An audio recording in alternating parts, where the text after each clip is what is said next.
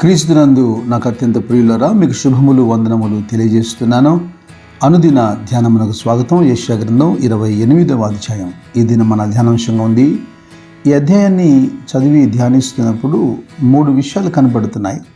మొదటి 15 వచనాల్లో ఎఫ్రాయిముకు యెరూషలేముకు సంబంధించినటువంటి శ్రమ మనకు కనబడుతుంది. ఇక 16వ వచనంలో మనం చూస్తే ఒక మూల రాయి మనకు కనబడుతుంది. అది సియోనులో పునాదిగా వేయబడినటువంటి రాయి. ఇక 23వ వచనం నుంచి అధ్యాయం చివరి దాకా దేవుని యొక్క ఉపదేశం, చెవియొగ్గి నా మాట వినుడి అంటున్నాడు. అయితే ఈ సృష్టి యావత్తుకు మూలమైన, అలాగే మన రక్షణకు మూలమైన, మనము కట్టబడే పునాదికి మూలరాయి అయిన క్రీస్తు మీద మనం మనసుంచుదాం. ప్రభువగు యెహోవా ఇలాగ సెలవిచ్చుచున్నాడు, సియోనులో పునాదిగా రాతిని వేసిన వాడను నేనే. అది పరిశోధింపబడిన రాయి, అమూల్యమైన తలరాయి, బహు స్థిరమైన పునాది అయిన మూలరాయి అయి ఉన్నది. విశ్వసించువాడు కలవరపడడు.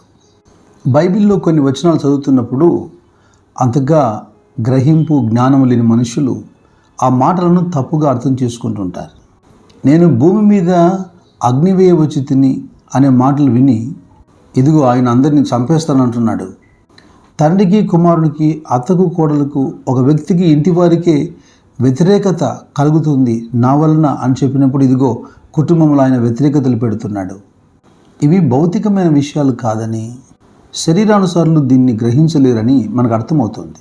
ఇదంతా కూడా ఎంతో లోతైన ఆధ్యాత్మికత కలిగినటువంటి అంశం. యెషయా ప్రవక్త ఏం చెబుతున్నాడో మీరు వినండి. 8వ అధ్యాయంలో 14-15 వచనాల్లో, అయితే ఆయన ఇజ్రాయేలు యొక్క 2 కుటుంబములకు తగులు రాయిగాను, అభ్యంతరం కలిగించు బండగాను ఉండును.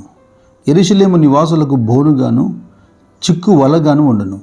అనేకులు వాటికి తగిలి త్రుటిల్లుచు పడి, కాళ్ళు చేతులు విరిగి చిక్కబడి పట్టబడుదురు. మత్తయి సువార్త 21వ అధ్యాయంలో శాస్త్రులు, ప్రధాన యాజకులు, పరిసయ్యులు ఆయన మాటలు వింటున్నప్పుడు కోపంతో మండిపడి ఆయన సంహరించాలని ప్రయత్నం చేశారు. యెషయా చెప్పిన ప్రవచనాన్ని వారి ముందు యేసుక్రీస్తు ప్రభు వివరించడం మొదలుపెట్టాడు. ఇల్లు కట్టువారు నిషేధించిన రాయి, మూలకు తలరాయి ఆయను. ఇది ప్రభువు వల్లనే కలిగెను, ఇది మన కనులకు ఆశ్చర్యము అన్నమాట మీరు లేఖనములలో ఎన్నడూ చదవలేదా? కాబట్టి దేవుని రాజ్యమును మీ యొద్ద నుంచి తీసివేయండి, దానిని ఫలమిచ్చు జనులకు ఇయ్యండి అని చెబుతున్నాడు. అంత మాత్రం కాదు, ఈ రాతి మీద పడువారు తునకలైపోదురు, కానీ అది ఎవరి మీద పడునో వాణ్ణి నల్లి చేయును. ఇది ప్రజల చేత నిరాకరించబడిన రాయి.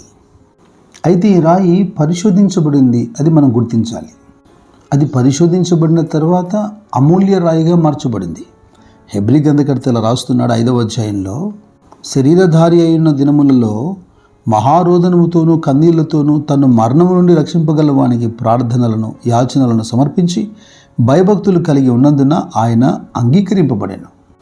ఆయన అనగా క్రీస్తు కుమారుడై ఉండి కూడా తాను పొందిన శ్రమల ద్వారా విధేయత నేర్చుకునేను. మరియు ఆయన సంపూర్ణ సిద్ధి పొందినవాడై మెల్కీసెదెకు యొక్క క్రమములు చేరిన ప్రధాన యాజకుడని దేవుని చేత పిలువబడి తనకు విధేయులైన వారందరికీ నిత్య రక్షణకు కారకుడయ్యాడు. ఆయన సంపూర్ణ సిద్ధి పొందాడు, ఆయన అంగీకరించబడ్డాడు, ఆయన పరిశోధించబడి అమూల్యమైన రాయిగా మిగిలాడు.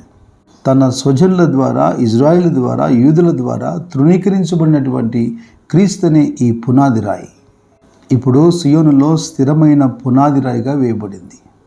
లోకమును ప్రేమించే వారికి, పాపమును ప్రేమించే వారికి, శరీర ఇచ్చలను ప్రేమించే వారికి ఈ రాయి అడ్డుబండగా మిగిలింది.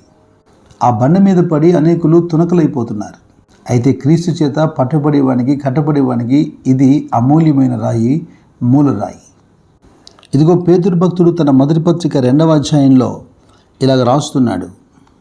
6వ వచనం, ఏలయనగా ఇదిగో నేను ముఖ్యమును ఏర్పరచబడినదియు అమూల్యమునగు మూలరాతిని సియోనులో స్థాపించుచున్నాను, ఆయన యందు విశ్వాసముంచువాడు ఏమాత్రమును సిగ్గుపడడు అను మాట లేఖనమునందు వ్రాయబడి ఉన్నది. విశ్వసించుచున్న మీకు ఆయన అమూల్యమైన వాడు. విశ్వసింపని వారైతే ఇల్లు కట్టువారు ఏ రాతిని నిషేధించిరో అదే మూలకు తలరాయి ఆయను, మరియు అది అడ్డురాయు, అడ్డుబండయు ఆయను. ఇది పాపమును అడ్డగించే రాయి, దుర్నీతిని అడ్డుకునే రాయి, ఓ రోజున సకల రాజ్యములను కూల్చేటువంటి రాయి. అపోస్తుల కార్యంలో ఈ రాయి గురించి ఒక చక్కటి వివరణ మనకు కనబడుతుంది 4వ అధ్యాయంలో.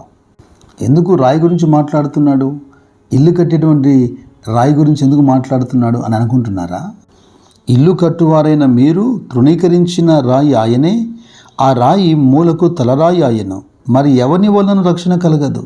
ఈ నామముననే మనము రక్షణ పొందవలన కానీ ఆకాశము కింద మనుషులలో ఇవ్వబడిన మరి ఏ నామమున రక్షణ పొందలేమో నేను. పై వచనంలో మూలరాయి గురించి మాట్లాడుతున్నాడు. వెంటనే మరి ఎవరి వలన రక్షణ కలగదు అంటున్నాడు. క్రీస్తు అనే ఈ బండ ఆశ్రయమైనటువంటి బండ. ఇది మానవాళికి రక్షణ బండ.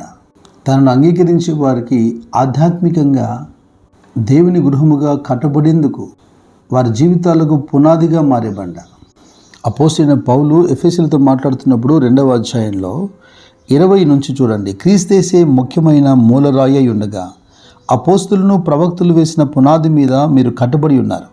ప్రతి కట్టడమును ఆయనలో చక్కగా అమర్చబడి ప్రభువునందు పరిశుద్ధమైన దేవాలయం ఒకటకు వృద్ధి పొందుచున్నది. ఆయనలో మీరు కూడా ఆత్మ మూలముగా దేవునికి నివాస స్థలమై ఉండుటకు కట్టబడుచున్నారు.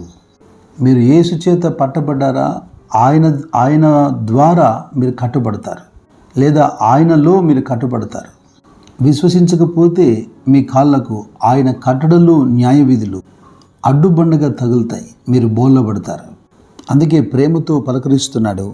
చెవియొగ్గి నా మాట వినుడి, ఆలకించి నేను పలుకున్నది వినుడి అంటున్నాడు. కేవలం విశ్వసించువాడు కలవరపడాడు అన్న ఒక వచనం వాగ్దానంగా తీసుకోవడం కాదు. ఎవడు విశ్వసించువాడు?